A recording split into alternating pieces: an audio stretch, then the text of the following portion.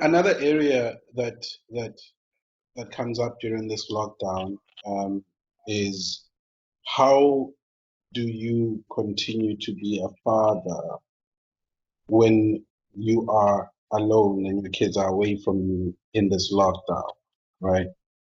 Which is kind of where I find myself, where I'm alone in this lockdown. And yes, I'm able to make the phone call, do the video call, but I struggle with the fact that I don't have the ability to hold them. Mm. Like, you know, there's even if it's just sometimes what I do with my youngest daughter is just to hold her hand. Even when we're driving, she knows if I just hold her hand, it means I love you. If I just place her and her presence alone, or even my little boy, just the presence alone, it does something. And it's been really hard to maintain sanity or even to maintain like a cheerful expression when you're on a video call, because it is important for them to see you okay, or for you guys to be okay, because you just have those few minutes periodically during the day to video call. But it's difficult when you say goodbye, you're left to being alone. It's hard. Oh man, this is so. I'm gonna curse. I'm sorry at some point because the physical touch is what you say. This physical presence Yeah, is as important as the communication in words. yeah, yeah, yeah. Because I've come to realize or understand that I'm an affectionate person. I Yeah. mean, you know, I'm affectionate. And a lot of the affection that I draw from that really, really nurtures my spirit is from my kids. So I don't have that right now Yeah. at all. And so there's a part of me that is something's missing that is ordinarily there. And so Yeah. I suppose what I wanted us to talk about that, and whether it's myself or anybody else for that matter, who is sitting in in that reality of you happen to be elsewhere away from your kids when the lockdown happens, or you are in a co-parenting setup where your kids don't stay primarily with you, or whatever circumstances that led to you being where you are during the lockdown, away from your kids that you ordinarily would be with and have a relationship with, because you know there are those who the lockdown isn't makes no difference because they don't have a relationship with their kids regardless, and that's another conversation, right? But what about those who live based on that relationship? Absolutely, man. I wanted to take this to add to that, to take this and add something, because what you're saying is, well, first of all, is precisely that Koketso is the kind of man who needs physical intimacy with the children, right? That Yeah. a physical affection is important to you. And you're quite right. Some men don't do this. They don't know that this is important. Some might even think that this is not important. And Or of don't course, know there's some, how to. or some, which is the fourth category, how to. And I'm sure there are women who do this, but because women already have physical uh, contact with children, most of them, the majority of them, right from get-go, right? Children are in them. So they already, the gap is smaller. The man outside, the child is inside the womb. So that's a really important part, and I wish we could just spend time on that. But here's another part that you say, and maybe you want to say a little bit more about this as well, is what I've learned, and I didn't know this for a long time, I mean, when I was growing up, because I am like you in that sense. I see this, that although I am aware, for instance, in relationships with South African Black women and women generally now, right, that you have to be careful not to lean in and want to hug them, because all kinds of stuff have happened in the country around physicality, right? Sure. But that if you don't learn yourself, and then you don't teach your kids a particular kind of caring, loving physical touch, something gets to be lacking over time. And so any touch is good touch. You understand what I'm saying? And they don't quite grasp there are different kinds of touches. Yes. Right. And the touch, you say, just holding your daughter in the car, just like, okay, which is a touch you might say says, I'm here, I'm still here, you are here, this is it. There's a touch on the cheek. That says, I'm communicating, man, I love you, I care, you can't even, without words. There's a touch of hugging your son, your daughters, that says,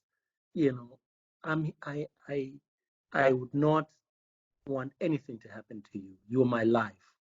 And children learn that the subtleties to touch, right? Right from get-go, the rough touch, the gentle touch, and among the gentle touches, there are different kinds of touches.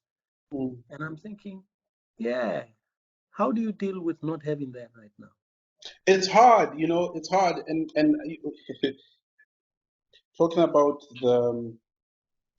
you establish that relationship, you establish that bond between yourself and child, in that there is the intimacy, right?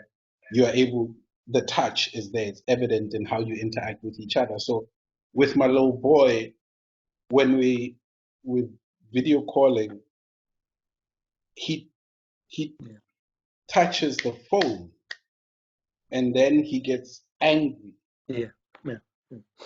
that it's not what he knows. And then you see him get upset, and then it hurts. And you're thinking, like, that there is a need for this thing to end.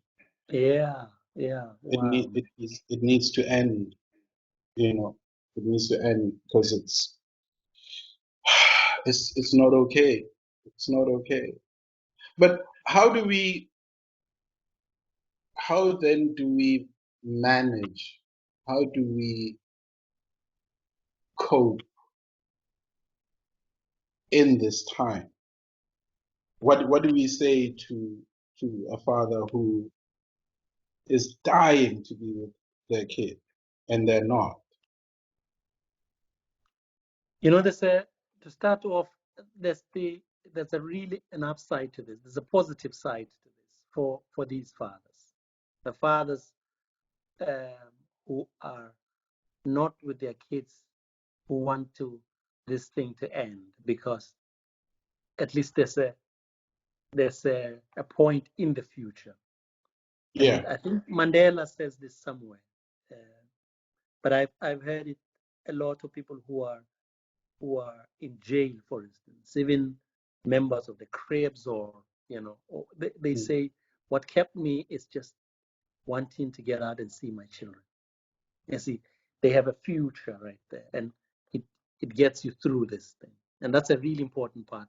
So to communicate with the child, even if the boy is young, says, look, this is gonna be over, and it's gonna be so great. We're gonna do this, we're gonna do that, just verbally. And I learned this a few years back, actually. It says, if I'm away and my family, we would call on the phone, and then over time Skype came through, right?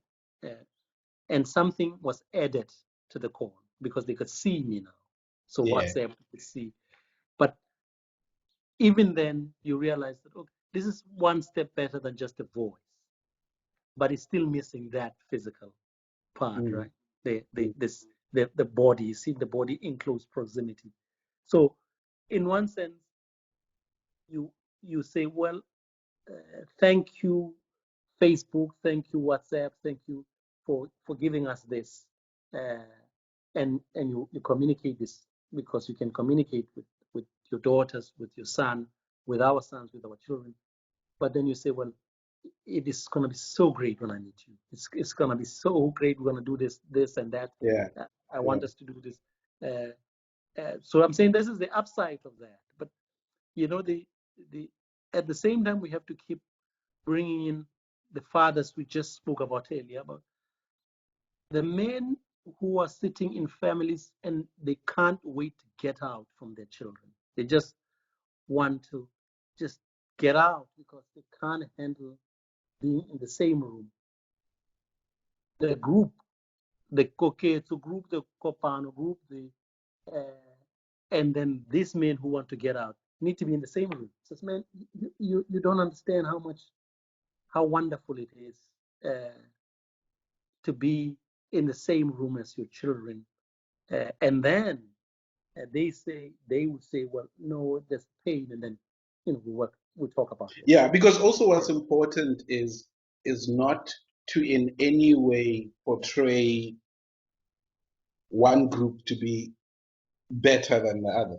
No, you don't want to do that. Right? That's what I'm saying. We gotta talk. Because there are so many factors, reasons that would lead to somebody sitting here or there thinking, I need to get out. Yeah. Right? Yeah. Yeah. And it's not about there's something wrong with that guy. There are many factors within the home or in terms of that relationship between father and child, or father and partner, or father and partner's family, or whatever it might be, the dynamic that lead to that already existing issue that manifests during the time of lockdown. Totally. So this is why I says, well, you start by saying, is this painful, right? Because we talk about two different kinds of pain right here. You saw that, right? The pain of not seeing and the pain of seeing, of being here in the same places. So is this painful? If somebody says, well, it's painful. So, what would be the better state? The better state would be outside. Why? So basically, in the talking, you get to find that if you're open to that, the first thing is to be open to it. That, look, I would like a different situation. And then, we talk about why do we want a different situation? Why is this not working? And then all these reasons that come to that moment, this 21 days, it comes. Let's talk.